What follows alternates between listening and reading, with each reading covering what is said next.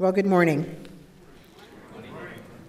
It's truly an honor for me to be here as we celebrate the 50th anniversary of NAE, so I want to thank Dan Moat, certainly for the panel and for the opportunity, and Allie, it's going to be a pleasure watching you gesticulate to try to get people off the stage, so we'll look forward to that. But this is a significant milestone that we've achieved, and it's one that I think is really worth taking time to step back and have some discussions looking back as well as looking forward to where we're going.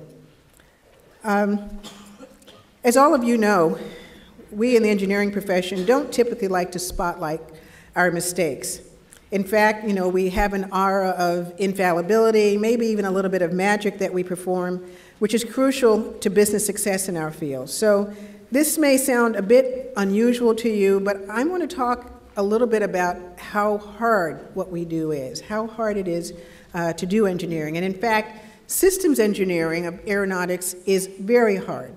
It's tremendously rewarding, but ultimately, in my business, it's a very unforgiving field because if you don't have success, you have failure. So success isn't just expected, it's absolutely required.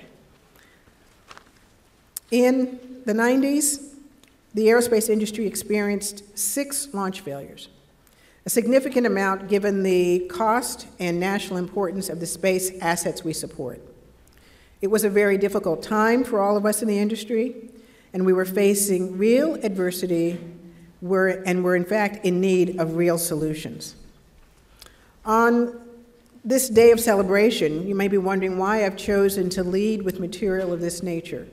The reason is very simple, and one that's embodied in a well-known quote from writer George Santayana. He said, "Those who cannot remember the past are condemned to repeat it." Every one of our launch failures led to significant learning and lasting improvements in the way we do business. We took a good, hard look at ourselves and improved our infrastructure, our efficiency, and our processes. As a result, we have benefited from an unprecedented string of launch successes since 1999. That's a total of 96 successful launches over the course of 15 years. Just last month, we were able to support 2 successful launches out of Cape Canaveral in only 4 days. These are the expendable evolved launch vehicles. Major accomplishment. Since the year 2000, we've reinvigorated every mission area, including communications, navigations, and space-based sensors. Our Earth-observing assets have provided mounds of new data, enabling us to learn more about ourselves and our galaxy every day. We currently have a host of fascinating scientific capabilities on orbit, including the Cassini-Saturn orbiter, the Moon Mapping Lunar Reconnaissance Orbiter, Mars Reconnaissance Orbiter, and most recently, MAVEN. We also continue to gather groundbreaking data from NASA's Mars Curiosity, now which innovatively studies the composition and climate of one of our most intriguing planetary neighbors. At Aerospace, we've been able to take the lessons we've learned in the 90s and apply them to mission success today. We share the lessons that we've learned from military, civil, and commercial space. As you can see, challenging circumstances, when approached correctly, can be a tremendous catalyst for innovation. The entire space industry relies upon innovation and the development of new technology to solve complex engineering problems. New ideas aren't usually developed in isolation.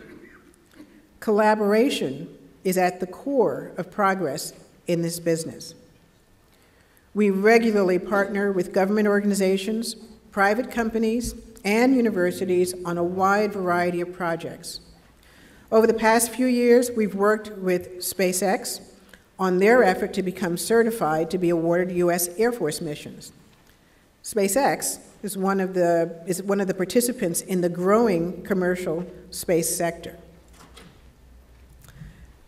As an example of one of our more science-based collaborations in the Transiting Exoplanet Survey Satellite Test, which was developed by MIT and NASA, TESS is a space telescope designed to locate and observe the most promising Earth-like planets in our celestial sky.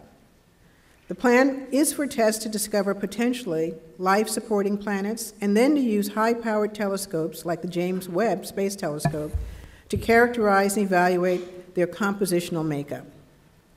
It sounds difficult to believe, but TESS may very well be the piece of technology that discovers extraterrestrial life in our universe. It's scheduled to launch in 2017. TESS is an example of what's possible on a very grand scale, but seemingly modest achievements in space are equally critical to innovation. The CubeSats shown on this slide were built by aerospace and are the result of 20 years of research, development, and test. The functions that can now be accomplished with CubeSats include propulsion, imaging, sensing, and attitude control. The missions being executed by CubeSats and other small satellites can also serve to educate, and these missions are sometimes very dramatic. For example, this photo is a shot taken by one of our CubeSats of the last flight of Shuttle Atlantis. It is impactful, especially when one realizes that first, it's a photo of a vehicle in orbit, and second, it was taken by a device that you can hold in the palm of one hand.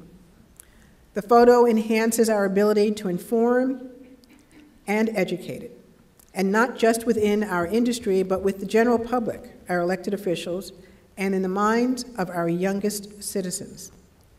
These small satellites and others like them are also changing the face of space business, allowing exciting new companies into the commercial sector. Just a few months ago, Google announced that it plans to pay $500 million to acquire Skybox Imaging, a company that uses small, low-cost satellites to take high-resolution images and video of planet Earth. Other companies, including Planet Labs, are creating a tremendous amount of excitement among investors and venture capitalists. As you can see, the business potential for small satellites is anything but small. Advancements in space technology also continuously create new opportunities for cutting-edge developments right here on Earth. Recently, an aerospace scientist was awarded a patent for a laser-scripted bone growth implant. This patent might sound surprising coming from aerospace, but it is an example of how innovation for aeronautics intersects with innovation for bioengineering. A scientist who was working with lasers for many years to build infrared sensors that harness the power of highly sensitive nanoparticles realized that the same laser processing technique could be reused as the foundation for the development of medical implants, primarily for the spine. This realization resulted in the invention of an entirely new technology, which has the potential to change lives and expedite the healing and recovery process. All of the innovative efforts I've just mentioned help to shed light upon the complexity and depth of the technology developed by the space industry. Our work touches every sector in our society and, most importantly, serves as a catalyst for innovation. Before I conclude, I'd like to say one last word about adversity. It's my firm belief that in order to create anything of value, we must not be afraid to fail, to make mistakes, or to change the status quo. It's my experience that challenges can always lead to opportunity. I've observed that teams succeed and teams fail. Teams that never fail probably have missed opportunities. And teams that achieve great success do so by learning from failure and developing a strategy to respond to failure. It reminds me of a famous quote by Albert Einstein. Anyone who's never made a mistake has never tried anything new. Truer words could not be said of the space business. Our work pushes the boundaries of technology and human invention. In order to maintain the status quo, we must continually transcend it. So as we look to the future in our pursuit of innovation, there will always be challenges. But as we learn from those challenges, we also deliver tremendous benefit to humanity. Thank you.